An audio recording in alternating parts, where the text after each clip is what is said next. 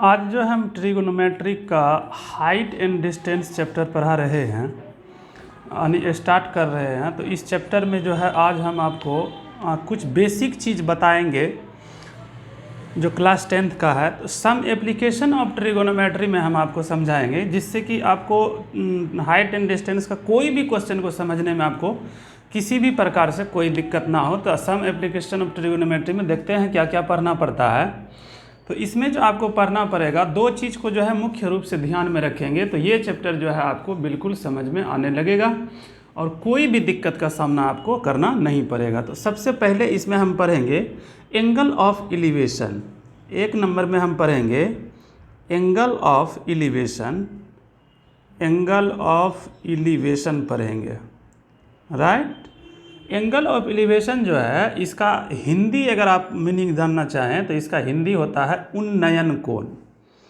इसको हिंदी में क्या बोलते हैं? उन्नयन कोण। उन्नो संयुक्त यो नो, उन्नयन कोण, राइट। ये हो गया आपका उन्नयन कोण। और दूसरा जो आप इसमें पढ़ेंगे वो पढ़ेंगे एंगल ऑफ डिप्रेशन।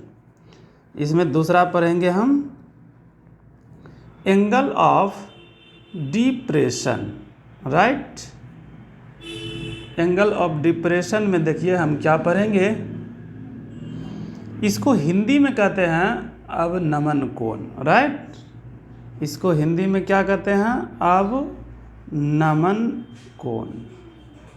ये दोनों को अगर आप समझ लेते हैं तो आपको किसी भी तरह से इस चैप्टर को समझने में कोई भी दिक्कत का सामना करना नहीं पड़ेगा। तो सर चलिए सबका डेफिनेशन लिखेंगे एक एक करके और उसको समझने का कोशिश करते हैं कि एंगल ऑफ एलिवेशन होता क्या है। एंगल ऑफ एलिवेशन, अगर एंगल ऑफ एलिवेशन को हम समझने का कोशिश करेंगे तो लिखेंगे the angle above the horizontal,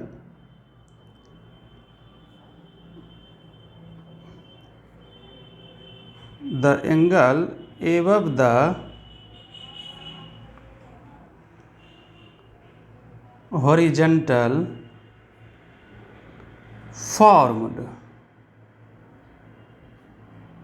formed line of sight and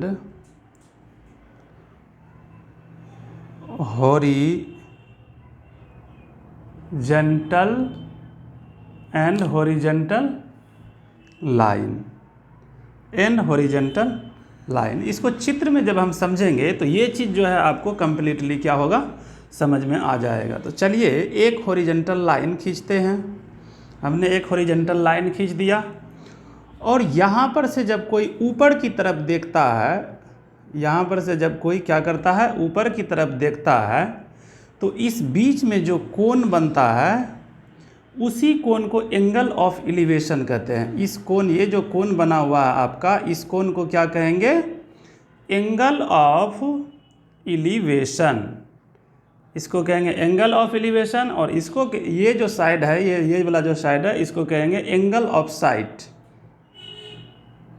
इसको कहेंगे angle of site.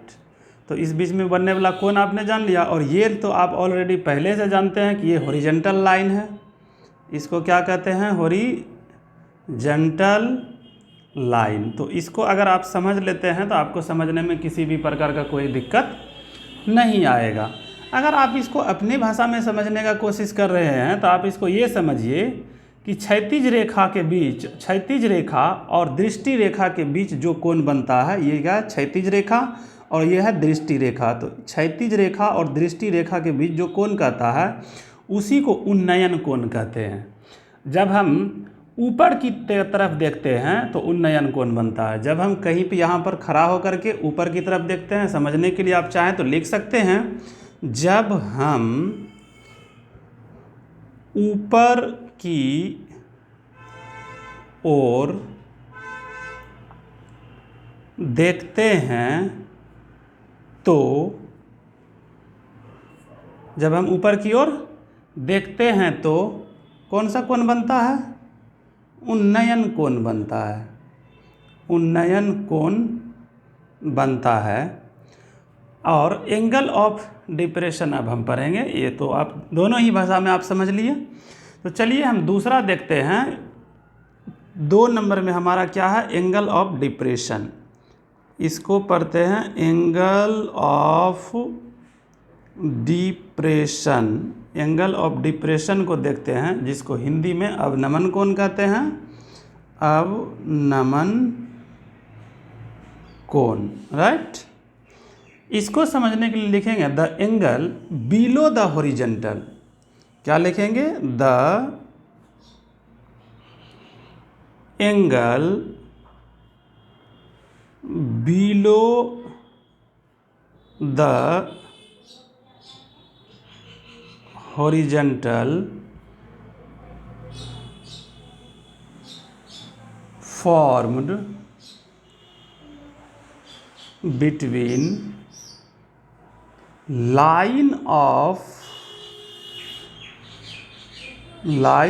sight and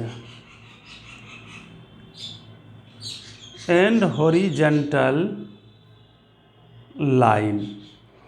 जब हम नीचे की तरफ देखते हैं क्षैतिज रेखा के साथ, यहाँ पर भी सेम डिफिनेशन यहाँ पर भी है कि क्षैतिज रेखा और दृष्टि रेखा के बीच जो कोण बनता है उसको अवनमन कोण कहते हैं। लेकिन इसमें कंडीशन ये है कि कोई भी व्यक्ति नीचे की तरफ देखता है। कोई व्यक्ति क्या कर रहा है, कहाँ देख रहा है, नीचे की तरफ देख रहा है। जब नीचे की तरफ देखेगा तो ये जो साइड है ये हॉरिजेंटल हो जाएगा, क्योंकि ये लाइन हमेशा क्या रहता है, हॉरिजेंटल।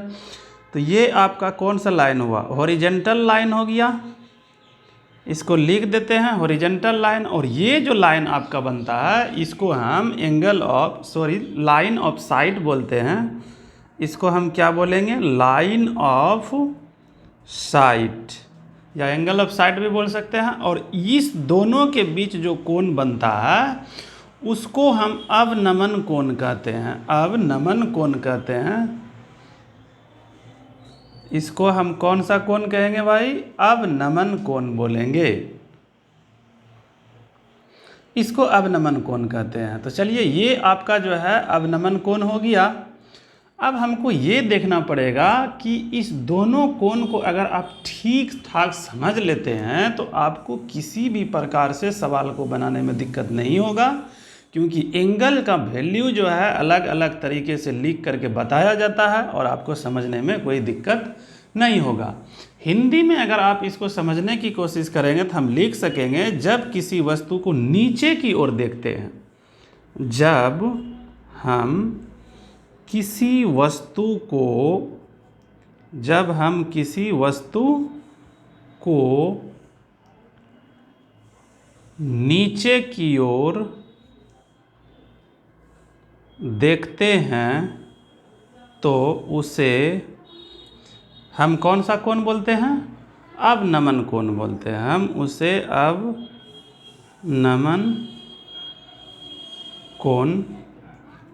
अवनमन कोण कहते हैं, राइट। तो ये दोनों आपका हो गया, अवनमन कोण और उन्नयन कोण। अगर आप इस दोनों कोण को ठीक ठाक से समझ लेते हैं तो आपको इस सवाल में जो भी दिया जाएगा हाइट एंड डिस्टेंस में, उस सवाल को बनाना आपके लिए बहुत ही आसान हो जाएगा। ये दोनों चीज़ आपने सीख लिया। अब हम क्या करेंगे, एक्सरसाइज का सवाल नंबर 1 लिखेंगे।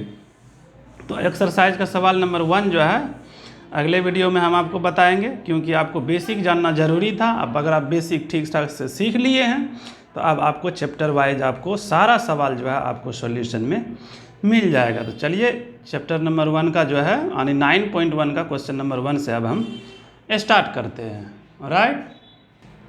अगर किसी जगह समझने में आपको कोई दिक्कत होता है तो आप एक बार कमेंट कर दीजिए, आपको उस चीज़ को क्लियर कर दिया जाएगा। और नहीं तो अभी वीडियो को जब आप बार बार देखेंगे तो आपको समझ में आ जाएगा और आपको उम्मीद करते हैं कि किसी भी प्रकार का कोई दिक्कत नहीं होगा। थैंक यू, धन्यवाद।